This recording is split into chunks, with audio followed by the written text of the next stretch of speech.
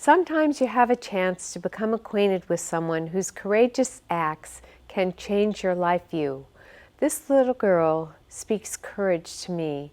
With me today is Miss Caitlin Heron and her mom, Kelly Lee. Thank you both so much for coming today. I really appreciate it. Thank you for having us.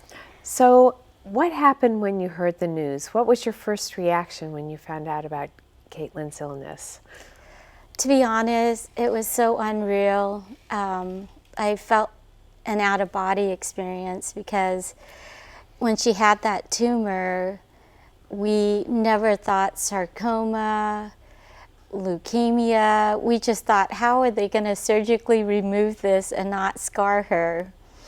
And then when Dr. Firmino did a biopsy, and then Dr. Karras told us that your daughter has leukemia, but not just any leukemia. It's one of the rarest and most aggressive form of leukemia. And it wasn't until 1980 that her type of blood cancer had a name, BPDCN. Do you want to say the long name? Blastic plasmatoid dendritic cell neoplasm. And it was previously known as the natural killer. So we went home, and I remember not sleeping for 3 days. I was on the internet reading anything and everything that I could.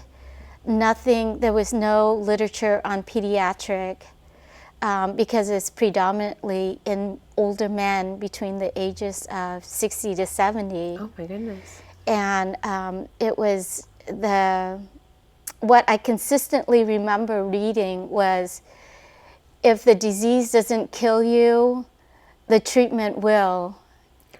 So that was something that was consistent with all the literature, and just as a mom, you know. Of course you didn't believe that. No, you knew but you know, still. That was older men. My heart just broke, and I remember City of Hope had a pediatric picnic, and I had read all these things, and we didn't have another appointment with Dr. Karras, and we saw her, and I remember just pinning her to a corner and trying to get a statistic, just have some number. Has anyone survived this? What are the chances? And, you know, she just kept telling me, we're going to do everything we can, but to our knowledge, no one has survived this. But we're going to try something different. And I wanted statistics. Is she going to survive this? What are the chances? And I just remember there was no answer. I left with a lot of hope because I know we were in a great place. I mean, as soon as we got to the City of Hope, there was just a sense of calmness. Like, these doctor and this place is going to do their best and take care of my daughter. And when you found out, you just said, "This is not going to get the best of me. I'm going to take it on full force."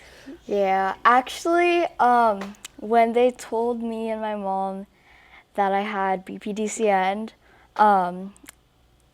Make-A-Wish was there, and after they told us all the bad news, the Make-A-Wish people said, well, the good news is you get a Make-A-Wish. So the whole ride home, I was just thinking of what I'm gonna wish for, and so I wasn't really fazed by it. My mom and my parents were fazed by it more than I was, but I just told myself that I would have to stay positive throughout the whole thing, and that's what I did.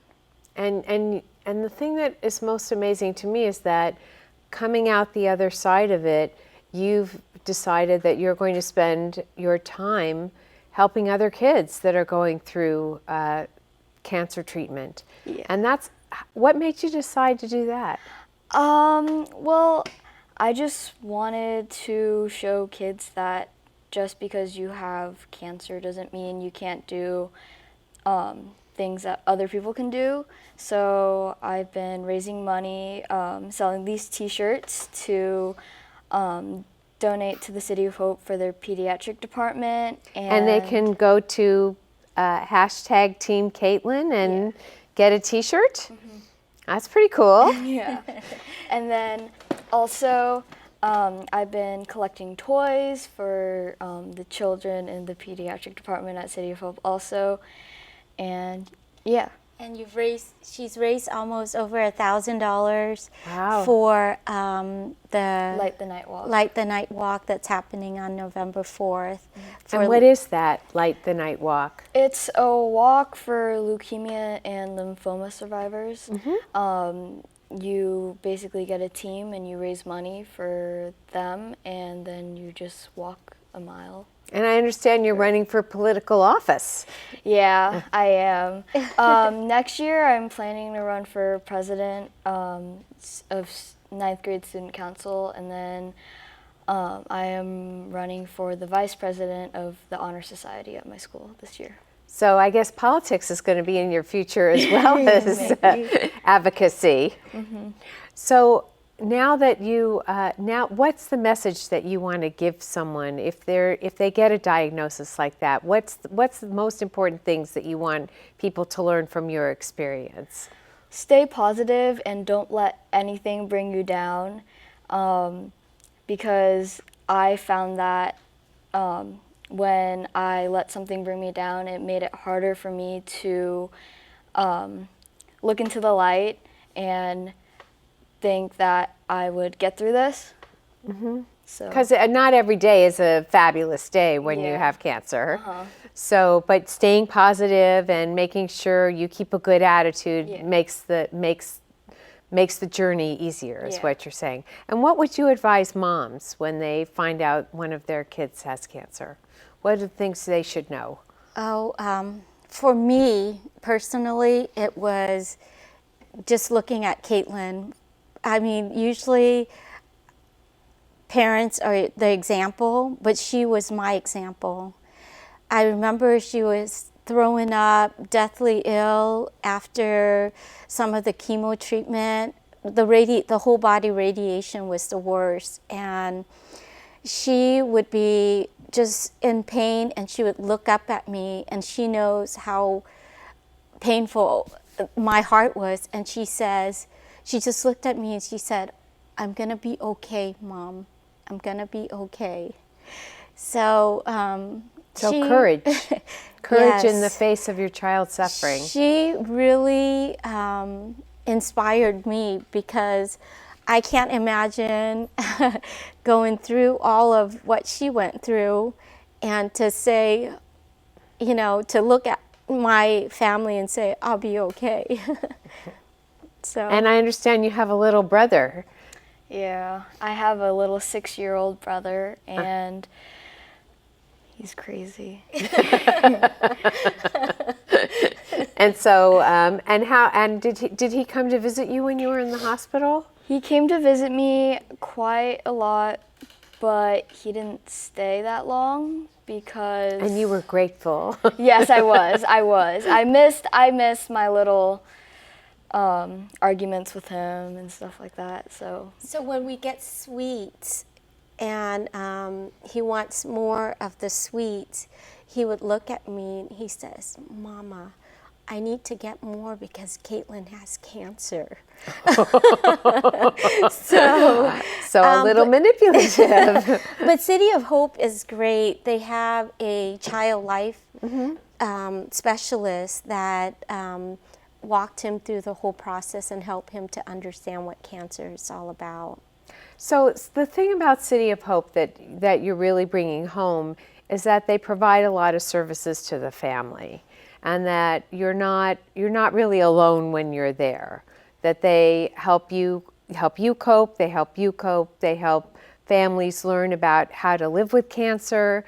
They have a lot of opportunities to make people comfortable with the circumstances that they're living. Is that true? Yes, and being able to trust your doctor and put your faith in your doctor. is really important. When we met Dr. Stein and Dr. Karras, it takes away a lot of the worries, you know, when you have so much confidence Yeah. in their knowledge. They're the and- top of the field. They have a personal relationship with you. They felt, invested in your care. And felt like they were people rooting for you, which I'm sure helps too when you're not feeling good. Yeah. And so I understand you got to meet Meghan Trainor. Yes, I did. That was gonna be my Make-A-Wish because she is one of my biggest idols. I love singing, and I really wanted to meet her.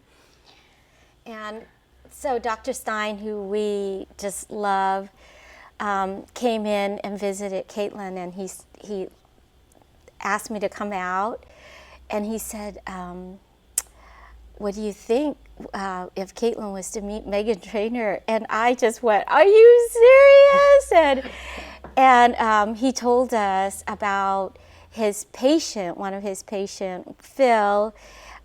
His wife is a producer, and she may make this happen. And so we didn't let Caitlin know. Yeah, it was a complete surprise. I can't believe you kept the secret. Yeah. Yes, well, I promised Dr. Stein, and he made her wish come true with Barbara and Phil. And it wasn't through the Make-A-Wish Foundation. It was, Barbara did not know us, Phil did not know us, and she worked tirelessly. I know that there was emails going back and forth. She even drove to the stadium where they were going to perform. It was amazing. Wow. And so I ended up meeting her at the We Can Survive concert last year, and it was awesome. She's very nice, and she also followed me on Instagram, so I was really happy about that. Yeah. That's fantastic. So I guess what we've learned is that, people who don't know you even will reach out and help you. You just have to put yourself in the position to be able to accept the help that's being offered. Well, because of what Barbara did, Caitlin had a long journey to go from the time she met Meghan Trainor to the end of her transplant. But just getting that wish made, she was just beaming for the longest time, and we still we tell this story to everyone that we know, a complete stranger working just tirelessly to make this little girl's wish come true. As a mom, you want to, how can I make this little girl's wish come true? And here's someone who didn't even know us. So that in itself, the human spirit's just awesome. It makes us feel so great to be in the U.S., City of Hope, and just have so many people who care. Wow. Now that you're sort of on the other side of it, what is the one thing that you would say in terms of support, how people can support young people with leukemia and lymphoma? They can buy the t-shirts. Is there anything else that you would like to suggest? Well, participating in Light the Night, there's walks, and there's unfortunately a patient in every community that is fighting cancer. And for us, having the community support us was so important. It helped us to realize that we're not alone. So I think anyone can make a difference, whether you see us wearing a t-shirt and stopping. We've had people to stop us, to talk to us about their battle with cancer, and it makes us feel so good that we're not alone in this fight. And especially for Caitlin and pediatric patients who are so young, and they shouldn't be facing this, but they are. Just to let them know that we're here to support them. I noticed on your T-shirt that you have the name Alohilani. Who is that? And can you tell me a little about her? So, about a month after I got admitted into the hospital to get my treatment, another little girl from Hawaii flew down. She had the same cancer, BPDCN, but it relapsed. She was diagnosed when she was 7, and it relapsed when she was 11 years old. And she went to the City of Hope because Dr. Stein was the head of a clinical trial called SL401, and that was the only other treatment that they knew of that could possibly help Alohi.